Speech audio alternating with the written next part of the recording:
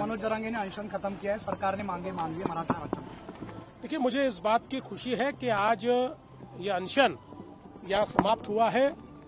और विशेष रूप से मैं बधाई देना चाहता हूँ हमारी कैबिनेट सब कमेटी को, जिन्होंने इसके ऊपर बहुत अच्छा कार्य किया,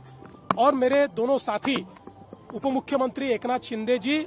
और उप मुख्यमंत्री अजित पवार जी, इनको भी मैं धन्यवाद देना चाहूंगा कि उन्होंने भी इसमें पूरी मदद हमको की है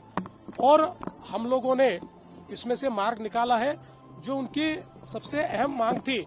कि हैदराबाद गैजेटियर को लागू करना चाहिए, उस मामले में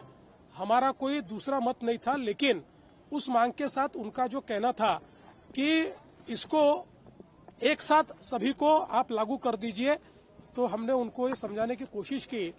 कि आरक्षण जो होता है वो समूह को नहीं, वो व्यक्ति को होता है। व्यक्ति को आरक्षण मांगना पड़ता है, इसलिए इस प्रकार का निर्णय नहीं हो सकता। उसके लिए कोई न कोई सबूत देना पड़ता है। सबूत के तौर पर ये हैदराबाद गैजेटियर काम में आएगा, क्योंकि हैदराबाद गैजेटियर में जब उनके दादा परदादा का नाम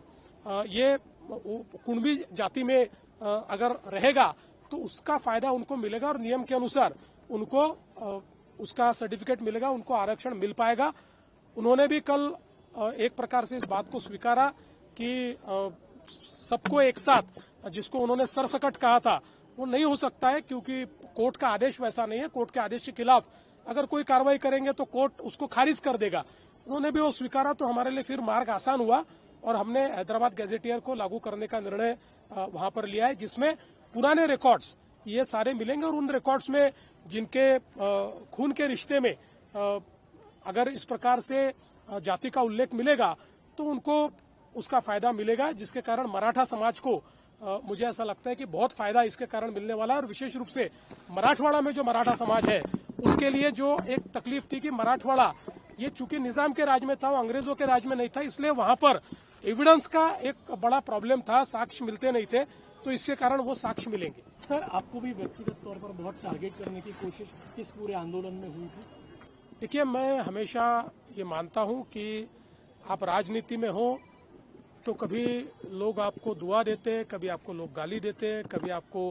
माला पहनाते, कभी आपको पत्थर भी मारते,